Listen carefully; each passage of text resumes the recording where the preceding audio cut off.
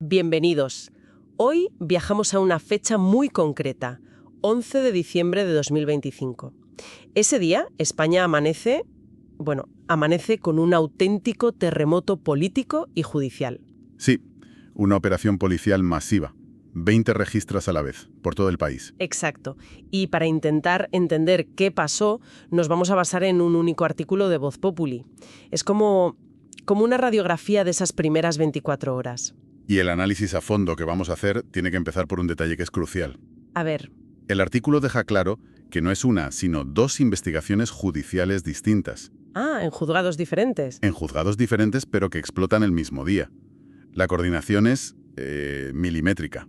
O sea, esto no es una redada cualquiera. No, es una ofensiva en dos frentes, como dices. Y ambas bajo secreto de sumario, claro. Claro. Así que lo que analizamos es, la punta de un iceberg que se intuye enorme. Pues si te parece, vamos a empezar a desenredar el primer hilo, el que parece tener más ramificaciones y que tiene una protagonista con un apodo que ya lo dice casi todo, Leire Díez. La fontanera del PSOE. La fontanera del PSOE. En política, una fontanera es la que arregla los problemas por debajo, ¿no? La que se mueve por las tuberías del poder. Exacto, la que conoce los pasillos que no salen en los organigramas, y en este caso parece que los usaba para todo. La investigación principal está en la Audiencia Nacional, con la Fiscalía Anticorrupción. Y los delitos son, el manual completo, vaya. El manual completo. Prevaricación, malversación, tráfico de influencias y hasta organización criminal. Y la trama tiene más detenidos clave. Junto a Leire Díez, el artículo nombra a Vicente Fernández, que fue presidente de la SEPI. Nada menos. La Sociedad Estatal de Participaciones Industriales. Y también a Anchón Alonso, un empresario que el texto vincula con Santo Cerlán a través de su empresa Servin Navar. Ahí lo tienes. La operadora política, el alto cargo público y el empresario, las tres patas del banco. Y los lugares que registra la AUCO de la Guardia Civil son casi un mapa del tesoro. El primero, obviamente, la propia SEPI. Claro, el gran holding de empresas públicas. Y el detenido, Vicente Fernández, fue su vicepresidente entre 2018 y 2019. Pero, un momento, porque a mí este nombre me suena. El artículo dice que dimitió de la SEPI justo después de que lo imputaran por irregularidades en la mina de Aznalcóllar. Efectivamente, cuando era alto cargo en Andalucía. O sea, que ya tenía un historial y aún así llega a la cúpula del mayor conglomerado público del país. Esa es la gran pregunta que deja la información, ¿no? Si fue un nombramiento a pesar de las sospechas o si precisamente ese perfil era el que buscaban. Es inquietante. Y hay otro registro importante, ENUSA. Sí, otra empresa pública. Y aquí el nexo es directo. La fontanera, Leire Díez, trabajó allí de 2018 a 2021. Y el artículo añade un dato más. ¿Cuál? Que el director actual es un exgerente del PSOE. Se va tejiendo una red, ¿eh? Una red muy densa. Y de los despachos de Madrid, la operación baja a un escenario casi de película de Berlanga. Un bar en Sevilla. El bar La Bola, sí, en la isla de la Cartuja. ¿Y por qué un bar? Pues por lo más viejo del mundo, supongo. Según la fuente, lo administra el propio Vicente Fernández. Y la sospecha es que se usaba de lavadora. Para blanquear, claro. Un negocio con mucho efectivo es perfecto para mezclar el dinero negro de las comisiones con los ingresos legales y que todo parezca limpio. Es increíble que se sigan usando estas técnicas. Pero funcionan, está claro.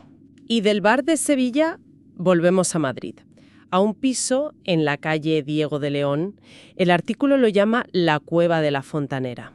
Sí, y aquí es donde la trama se pone mucho más oscura. Más. Mucho más. Porque según la fuente, este piso no era solo para repartir dinero. Era un centro de inteligencia.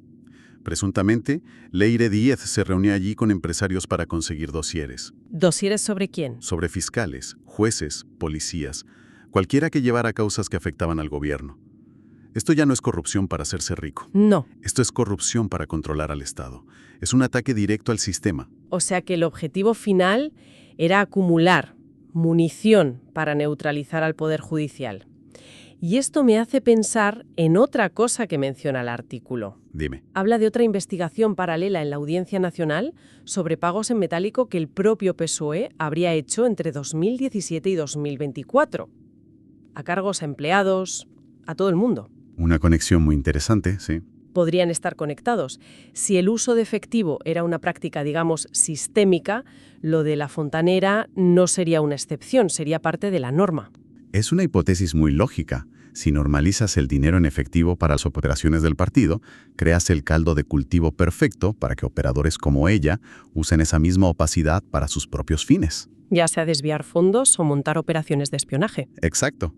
La trama de los contratos, que por cierto también salpicó a Mercasa y a Forestalia, podría ser solo una pieza de un engranaje mucho mayor. De acuerdo. Un engranaje que opera desde empresas públicas, bares y pisos. Dejemos esa idea ahí, porque esa misma mañana, mientras la UCO registraba todo esto, otra unidad de élite, la UDEF, estaba en otro sitio. Llamando a la puerta de una aerolínea. Plus Ultra, una aerolínea que recibió un rescate muy polémico de la SEPI. Precisamente de la SEPI. Aquí es donde entra el segundo frente de la operación. Este caso lo lleva un juzgado de Madrid, no la Audiencia Nacional, y el delito es blanqueo de capitales. Y los detenidos son el propietario, Julio Martínez, y el CEO, Roberto Rosselli. Eso es. Y la historia de esta compañía es fascinante. Fascinante y muy controvertida, porque el artículo señala algo clave. Este mismo juzgado ya investigó en 2021 el famoso rescate. 53 millones de euros. 53 millones que le concedió la SEPI. Y aquella causa se archivó. La pregunta es obvia. ¿Qué ha cambiado para que la policía vuelva a entrar y esta vez detenga la cúpula? La clave es el ángulo. La investigación de 2021 se centró en si hubo prevaricación al aprobar el rescate. Es decir, si la decisión política fue un delito. Que fue polémico porque la empresa era diminuta y se dudaba de que fuera estratégica. Y luego estaban los vínculos de sus accionistas con el gobierno de Maduro, en Venezuela. Claro, pero el juez de entonces dijo que la decisión era política y no vio delito. Ahora, en cambio, la UDEF no entra por la prevaricación, entra por el blanqueo. Es una estrategia mucho más directa. Mucho más. Ya no preguntan si la decisión fue legal. Preguntan, ¿qué se hizo con el dinero? ¿Se usó para reflotar la empresa o se desvió a una red de blanqueo? Es mucho más fácil seguir el rastro del dinero. Y es posible que ahora tengan nueva información sobre el destino final de esos fondos, claro. Seguramente. Y el artículo vuelve a poner un nombre sobre la mesa. Un nombre que ya sonó mucho en 2021. El del expresidente José Luis Rodríguez Zapatero. Sí, citan diversas fuentes que apuntan a que pudo presionar al gobierno de Pedro Sánchez para que se diera luz verde a ese rescate. Esa mención es una bomba.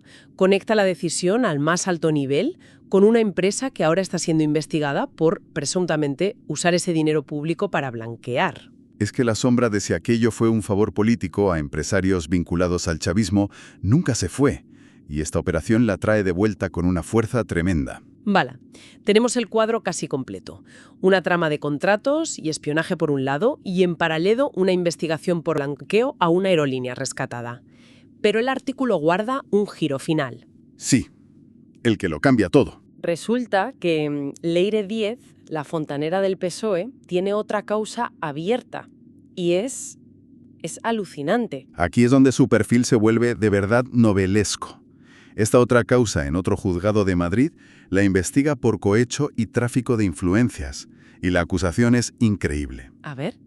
Se la acusa de reunirse con empresarios investigados para ofrecerles beneficios judiciales a cambio de información que, y cito textualmente lo que dice la fuente, pusiese contra las cuerdas al PSOE. Espera, ¿me estás diciendo que la misma persona, la operadora en la sombra del partido, estaba al mismo tiempo intentando conseguir trapos sucios contra ese mismo partido? ¿Para venderlos a cambio de favores? Eso es lo que se desprende de la información, sí. ¿Trabajaba para el PSOE y contra el PSOE a la vez?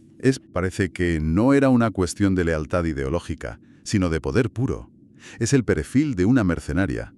Su lealtad no es a un partido, sino a quien le garantice su propia supervivencia. Vaya tela. Por un lado, gestiona la red de contratos. Por otro, acumula dosieres contra sus propios jefes, como una póliza de seguro o como mercancía. Es increíble. Y para rematar, el artículo añade que en esa misma causa se la investiga por intentar sobornar a 2 fiscales de anticorrupción, a Ignacio Estampa y a José Grinda. Es que esto lo cambia todo. Ya no es corrupción para el partido. Es una posible guerra interna de facciones o alguien que ha acumulado tanto poder en las cloacas que se siente intocable. Exacto. Es como si hubieran levantado una alfombra y debajo no hubiera una trama, sino una guerra de todos contra todos. El 11 de diciembre no destapa un caso, entonces. destapa un ecosistema. Un ecosistema, esa es la palabra, donde las líneas son borrosas, entre lo público y lo privado, entre el partido y el gobierno, y lo más sorprendente, entre la lealtad y la traición. Bueno, intentemos poner un poco de orden. El 11 de diciembre tenemos una macrooperación con dos epicentros. Primero, una presunta red de corrupción y espionaje con la fontanera del PSOE en el centro. Sí, Y segundo, una investigación por blanqueo en Plus Ultra, que resucita los fantasmas de su rescate. Entonces, ¿cuál es la gran foto que nos deja todo esto? pues la gran foto es la de un día que expone las costuras del poder. Nos muestra cómo diferentes juzgados y unidades policiales, trabajando en silencio, han llegado a la conclusión de que muchos hilos conducen a un mismo núcleo de personas y de prácticas. Y la clave ahora es esperar a que se levante el secreto de sumario, supongo. Claro, cuando todas estas piezas empiezan a hablar y a conectarse oficialmente. Pero el mapa del fango, por así decirlo, ya está sobre la mesa. Y para terminar, quiero volver a la figura de Leiran Díez, porque es la más enigmática. El artículo la describe actuando en dos direcciones opuestas. Por un lado, es la fontanera fiel que engrasa la maquinaria del poder. ¿Y por otro? Y por otro, es la conspiradora que busca información para chantajear a ese mismo poder. Y esto nos deja una pregunta en el aire. ¿En estas estructuras tan complejas, la lealtad es un principio o es solo una herramienta? Una herramienta que se usa y se descarta según conviene. Y lo más inquietante, ¿cuántas personas en los pasillos del poder juegan, como ella, en varios equipos a la vez?